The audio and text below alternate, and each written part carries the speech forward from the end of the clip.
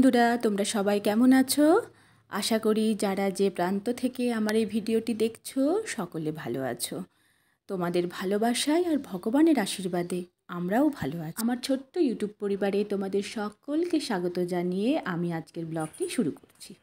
ছেলের অ্যাবাকাসের ড্রেস, ছেলের আজকে অ্যাবাকাস ক্লাস, তো ঝটপট করে একটু ছেলেকে অ্যাবাকাসের জন্য রেডি করে নিই, ঠিক আছে? বিকেলে একটু চাটা খেয়েই বেরিয়ে পড়বো ছেলেকে নিয়ে অ্যাবাকাস ক্লাসে। তোমরা তো জানো ছেলের যেদিন যেখানে ক্লাস থাকে সেখানে দিয়ে আমি একটু হাঁটতে বেরোই। তাই যেদিন যেদিকে ছেলের ক্লাস থাকে সেই দিন সেদিকেই হেঁটে নিই। মোদ্দা কথা হলো হাঁটতে হবে। আর জানো, ছেলেকে যখন আমি অ্যাবাকাসে দিয়েছিলাম তখন ওই সেন্টারে ছিল মাত্র 3 থেকে 4 জন। মানে সেন্টারটা সবেই মালদাতে খুলেছিল। আর এখন সেখানে বেশ নাম করে গেছে, অনেক স্টুডেন্ট। কিন্তু ম্যামরা সবাই আমার ছেলে অনিরণকে খুব ভালোবাসে। দেখলে তো কিভাবে ছুটে পালালো। আমার ছেলের এটা পুরনো অভ্যেস। মানে ওকে একটা জামা প্যান্ট পরাতে গিয়ে, ওকে রেডি করতে গিয়ে আমাকে পুরো ঘর ছুটে বেড়াতে হয়। যাক, ওকে রেডি করিয়ে নিলাম। এবার নিজের একটু চুলগুলো আঁচড়ে নিয়েই আর একটু রেডি হয়ে বেরোতে হবে। আমি বিকেলে যেহেতু রোজ হাঁটতে যাই, আমি কোনো সাজগোজ করে বিকেলটাতে বেরোতে পারি না, বা সম্ভবও হয় না। কারণ সংসারের যাবতীয় কাজ করে বাচ্চার পুরো দায়িত্ব পালন করার পর না, ওই বিকেলে 1 ঘন্টা নিজের জন্য বের করাটাই আমার পক্ষে খুব মুশকিল হয়।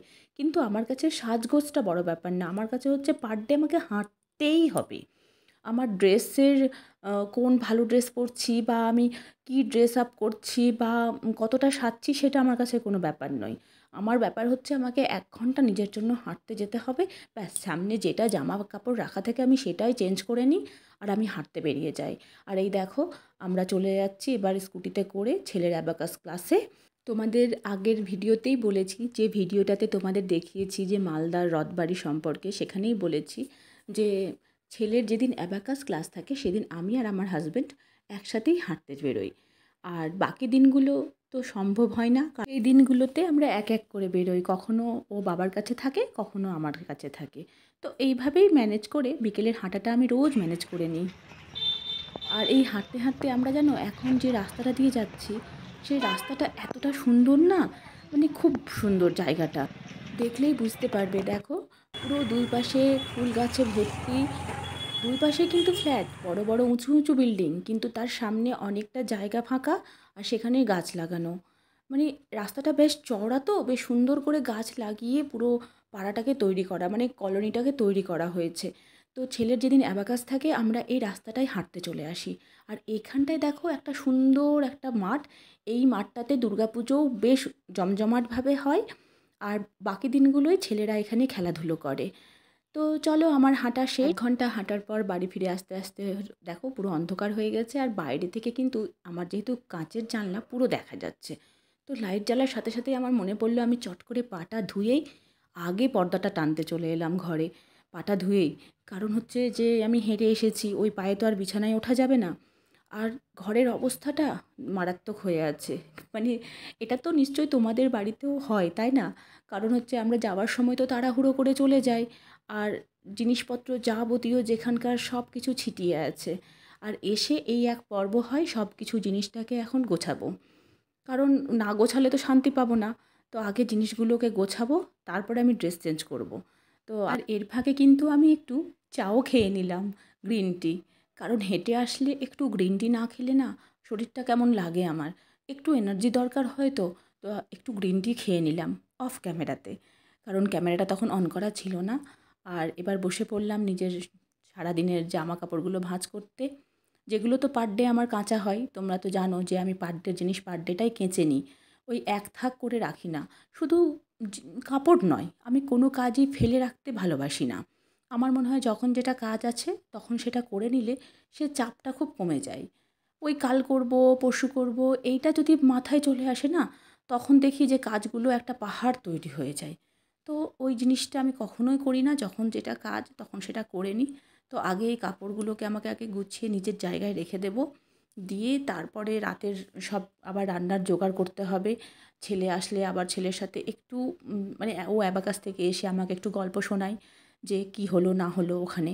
তো ওখানকার একটু গল্প শুনতে হবে ওর কাছ থেকে, একটু ওকে সময় দিতে হবে। তো জামা কাপড়গুলো এই গুছিয়ে নিয়েই আমাকে আগে রাতের খাবারের জোগাড়টা আমি করে নেব। তাহলে কি হবে, আমি একটু লেট করে রাত্রে রান্নাটা করি, তো মানে কেমন রান্না করি আমি, ধরো রাত 9টাতে আমরা খাই, তখন 8:30টার সময় আমি একদম জোগাড়টা যদি আগে থেকে করা থাকে না, তাহলে 8:30টাতে রান্নাটা বসালে 9টায় আমার রান্না হয়ে যায়।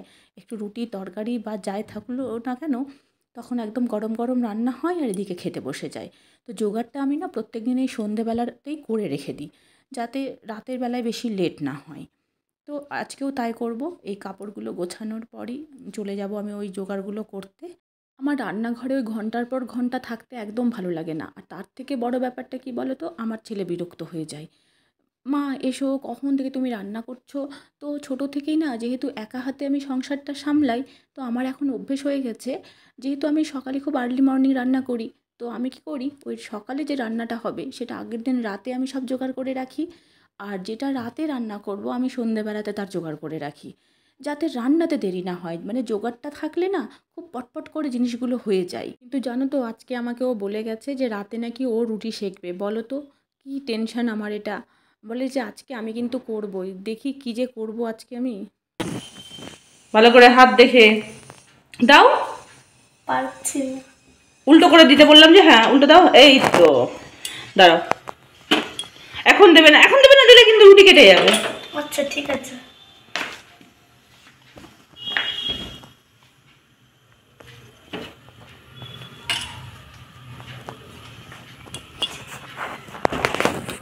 তোকে দেখে মনে হচ্ছে তুই যে কি করছিস। হাত ছাড়াও, হাত ছাড়াও, আমি ঠিক করে দিচ্ছি, হাত ছাড়াও। তাই তাই এরকম কেন? তুমি ওটা দিয়ে করো না বাবা, ফুলে কেন? কেটে যাবে তো রুটিটা। ফুল রুটি, আমার একটা রুটি যদি না ফুলে তাহলে আমি কি হবে? তুই কি এটা ক্রিকেটের ব্যাট উঠিয়েছিস?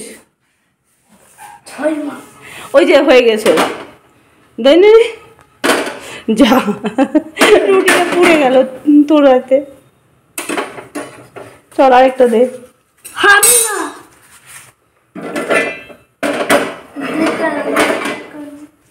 নিয়ে আয়।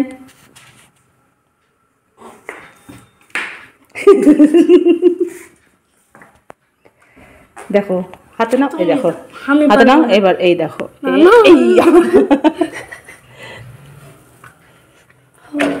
বন্ধুরা, আজ এই পর্যন্তই। কাল আবার আমি মৌমিতা চলে আসব নতুন আরেকটি ব্লগ নিয়ে। তো ততক্ষণ সঙ্গে থাকো আর আমার ভিডিও স্কিপ না করে পুরো দেখতে থাকো। যদি ভিডিওটি ভালো লেগে থাকে তাহলে অবশ্যই লাইক কমেন্ট শেয়ার করো, আর হ্যাঁ, চ্যানেলটি সাবস্ক্রাইব করতে ভুলবে না কিন্তু। তাহলে আজকের মতো এখানেই টাটা। আবার কাল দেখা হবে নতুন দিনে নতুন একটি ভিডিও নিয়ে।